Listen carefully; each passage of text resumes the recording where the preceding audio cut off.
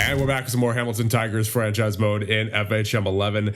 And in the last one, we failed to make the playoffs for the first time in, what is that, 8 seasons roughly. And at this point, I have several players on the trade block. I have Frundell. I'm not sure if I want to hold on to him yet or not. I offered him an extension, but I'm sort of on the fence about him. And then Helenius and Yagi, I think, are going to be on their way out. Yagi's mental category is not too great. And then as for Helenius, his defensive category, besides his faceoffs, is not very good. So despite the fact that both of these guys have simulated well for us in the past, I think it is time to move on from them. And then also, Helenius' faceoffs was not as good as I was expecting it to be, only 49.6. And while that's not terrible, it's almost at 50%. It was not where I was hoping it would be. And the two of them combined are making almost 12 mil. So considering the fact that we didn't make the playoffs this past year, I think we need to move on from some of these guys. And your 2036-37 Stanley Cup champions are the Chicago Blackhawks. They went through Colorado in a sweep, St. Louis, Anaheim, and Buffalo in the finals. Okay, so there was 2 teams that I was looking at making a trade with possibly, and that would be, first of all, Cleveland, who were 32, 43, and 7 this past season. And when you take a look at their history, they have only made the playoffs once. Now, granted, they did win the Stanley Cup that year, the one time that they were in the playoffs, but every other year has been a no-go for Cleveland. So at this point, you gotta think they'd be willing to give up one of their better players. And I'm eyeing up Alexander Rasvarov, the 5-star ability center who looks like he's amazing. And his hitting and shot blocking aren't quite up to par, but everything else is fantastic. Now, obviously, it would take a lot to trade for him, so I'm not anticipating that we're gonna be able to get him. But I think a more realistic trade to make would be with Winnipeg, who are currently 37, 35, and 10. And take a look at their history. They have not made the playoffs since the 2026-27 season. I'm assuming they're going to be willing to give up a few of their good players here, which I was looking at Davide Croce, the Italian, who's got a great offensive category, 17 positioning. He looks like he's much better defensively than Helenius. And also their captain, Brody Antignani, who is 26 years of age, 3.5-star ability, great at faceoffs, 20 speed, so he's very fast.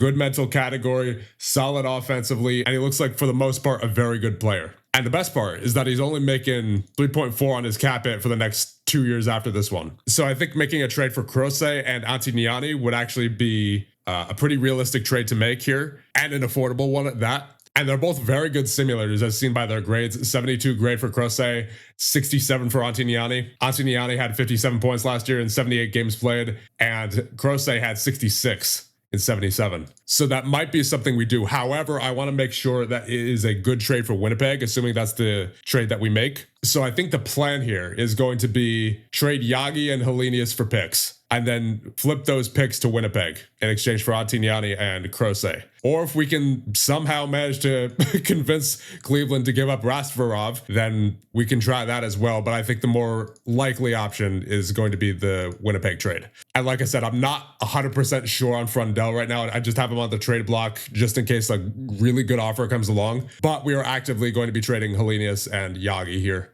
So let's just shop them and let's see what we can get back in terms of picks. Okay, we get 2 firsts from Ottawa. They didn't make the playoffs this year, and they haven't for the past 5 seasons either. Let's take a look at their roster. I mean, they got some good prospects. They have Rodrigo Romero, who appears to be on his way to stardom. Then they also have Jean-Francois Isabelle. So given the state their team is in, I don't know why they're giving up 2 firsts for players like Helenius and Yagi. I guess maybe they feel that they are in a position where they can potentially start winning sooner rather than later. But that certainly seems like a juicy trade to me.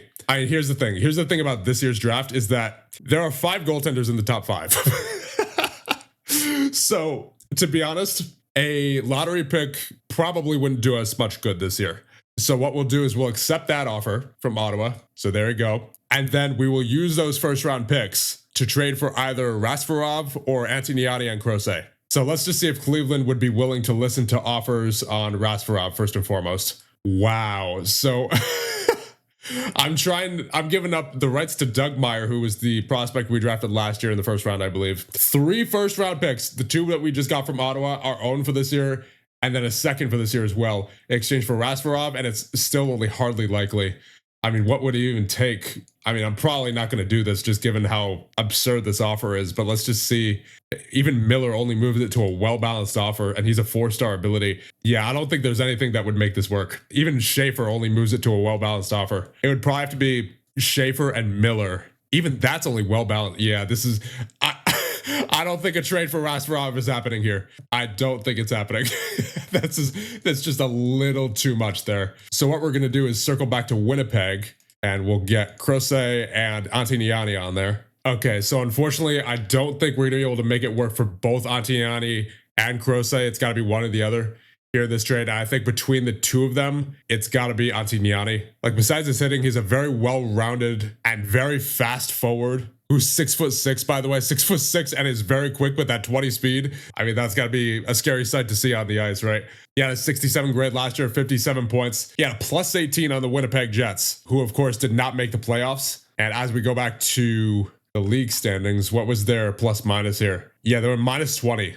So the fact that they as a team were minus 20, but Antignani himself was a plus 18. He was good on faceoffs last year, 52.1, only 80 hits. I mean, you don't really expect hits from him with only 11 hitting. He had 179 shots, and I think Antignani will make a great addition to your Hamilton Tigers. So the price is Matthew Bowerman, who is a 2-star ability defenseman, was not very good. He had 23 points, so I suppose that's respectable, but only a 56 grade. He had 107 hits as well, so he served his purpose, but he makes the trade go through when it comes to salary, so that's why he's in there. Then you have the rights to Averchenko, who is 22 years of age at this point, 1-star ability, probably not going to be using him. Then you have Ottawa's first for this year, our first for this year, and San Jose's second for this year. I didn't want to give up the first for next year because I want to see what next year's draft is like first before trading Ottawa's first for next year. And if we get Crosset on there and retain 40% of his cap, which they need to do in order to make this trade, it would be hardly likely that they accept this. And even if we say take off the second for this year and then we put on Ottawa's first for next year, it still doesn't really move the needle quite to where it needs to be.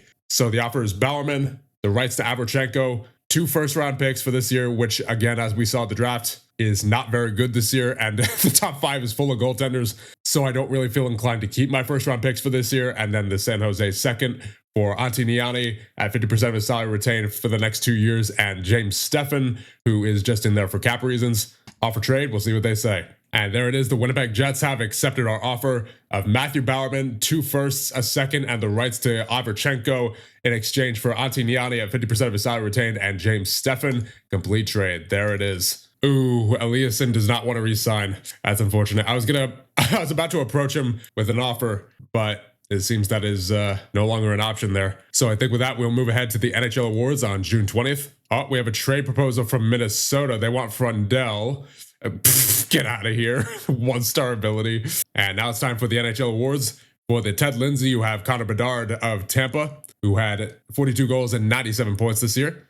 Then for the Art Ross, you have Ivan Demidov of Montreal, who had 35 goals and 102 points this year. For the Maurice Richard, you have Matvey Michkov of Philly, who had 48 goals and 89 points. For the Lady Bing, you have Kyle Hall of New Jersey, who had 21 goals and 40 points this year. For the Bill Masterton, you have Yuri Slafkovsky of Montreal, who had 26 goals and 54 points. For the Mark Messier Leadership Award, you have Timur Mukanov of Florida, who had 10 goals, 18 points on the season. And then for the Jennings Trophy, you have Marcus Gidloff of the Islanders, who in 68 games played this year had a .923 save percentage and 8 shutouts. And now for the heart between Bedard, Marshall, and Melicherik, it is Bedard with 97 points. For the Conn Smythe, it is Liam Pugh of Chicago with 29 points in 20 games played. For the Calder between Aki Mililis, Harrison Roth, and Jean-Francois Isabelle, it is Jean-Francois Isabelle of Ottawa. And for the Norris between Rasmus Dahlin, William Puggard, and Donald Marshall, it is Donald Marshall of the Islanders with 83 points. And for the Selkie between William Stinson, Nixon Sikowski, and Nikita Kastriulin, it is Nikita Kastriulin of Nashville with 45 points. For the Vezina between Tobias Orchovsky, Marcus Gidloff, and Soren Cotter, it is Tobias Orchovsky of Houston with a .926 save percentage and 2 shutouts. For the GM of the year between Jared Nightingale, William White, and Daryl Metcalf, it is Jared Nightingale of Philly. And for the Jack Adams between Bernie Chipman, Alex Tanguay, and Tim Kennedy, it is Bernie Chipman of Philly. And also it's June 23rd now, so let's see the signing deadlines. We have quite a lot of them here, and I would be surprised if we sign any of them. Yeah, really no one I'm interested in with a signing deadline expiring this year. Wow, look at all these offers for Frundell. Like, all these teams are interested in Frundell, but none of them have actually put together even close to a good package. And here's our 2036-37 season summary. We had a winning season, nothing else, unfortunately, in the positive category. We failed to reach the playoffs, had a longevity bonus of 12, total season score 23, and total career score so far of 270. Guess I'll start working on some of these coaching ratings here. +2 to coaching prospects and +2 to physical training. Okay, so we're on July 1st now. Let's take a look at our roster and see what we need. In goal, we have Warner and Knapp. That looks good to me. On defense, you have DuPont, Schaefer, Levchinov, Gunther, and Hayden. Gonna want a couple more for sure. At forward, you have Bjork, Miller, Vic, Korolev, Frundell for now, Antoniani, Kazda, Florent, Travers, Misa, Eichelberger, Hamel. I'm gonna send down Hamel. And Eichelberger was not very good for us last year. Only had 17 points at 55 grade. So I'm going to send him down to the AHL with the intention of using him as a depth replacement player. So currently that's 10 forwards and 5 defensemen. So let's take a look at free agency, see what's out there. You have Michkov. You also have Riker Kessler, Anton Wahlberg, Julian Mays, Caden Taylor. Okay, so the star of this free agency is obviously Michkov. And unfortunately, there's not really many defensemen up until Brustowitz, who is not very good defensively. I don't like that. And then Radivievich is more or less the same. Masters, same thing. So there's not too many defensemen out there in this free agency that are looking too good to me, to be honest. Maybe Stian Solberg. He had 40 points with Nashville this past year, 69 grade, 151 hits. He wants 7 mil though. That's a lot. I think I'm gonna take a look at the trade block, just see what's out there. Because there's not much in free agency, unfortunately, as far as defensemen go. Unfortunately, there's not much on the trade block that I'm interested in either. So I think what I'm going to do is I'll call up Slavomir Farkas, just to see what he's about. He's only got that 13-point shooter rating. Maybe Owen Power. I mean, he's been a really good simulator throughout the simulation here. Constantly has a grade in the 70s. Pretty good mental category there.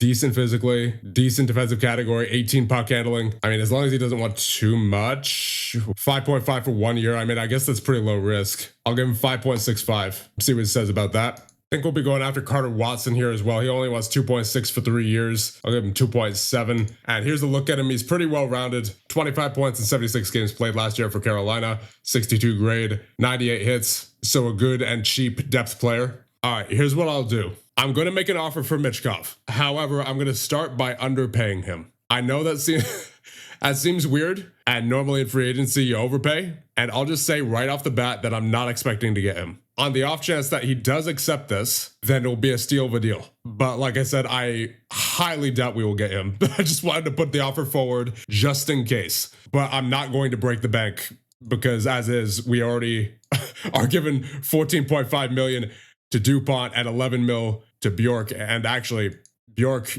is due for a raise. He wants 13 mil for 5 years. So as a matter of fact, I don't think we're going to be able to afford that. Now that I think about it. Yeah, never mind. We're not going to be able to afford that. Ooh, Florent doesn't want to renew.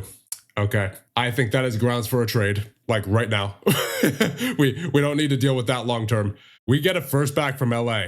LA was very bad last year. In fact, they were 26, 47, and 9. And is that first for this year? Is that a first for this year? I mean, not that it would really matter in this year's draft anyway. Yeah, that's a first for this year. Because, once again, not a good draft. But what that does do, that gives us a lot of trade bait. A really, really good trading asset. I mean, that's basically guaranteed to be top 5, right? That's almost a guaranteed top 5 pick. So, yeah, we're taking that offer right away before they change their mind. I think we'll probably have to wait till the draft to confirm what spot this pick is in before we can get its true value. But that's a really good trade. So I think, honestly, we're going to advance up to the draft order and just see what happens with that. All right, here we go. Time for the draft lottery. Yep, that's a top 3 pick, at least as it currently stands. So let's see what the order is. At number 20, you have Boston, followed up by Winnipeg, Utah, Winnipeg again, Portland, Montreal, Toronto, New Jersey, Winnipeg again, Columbus,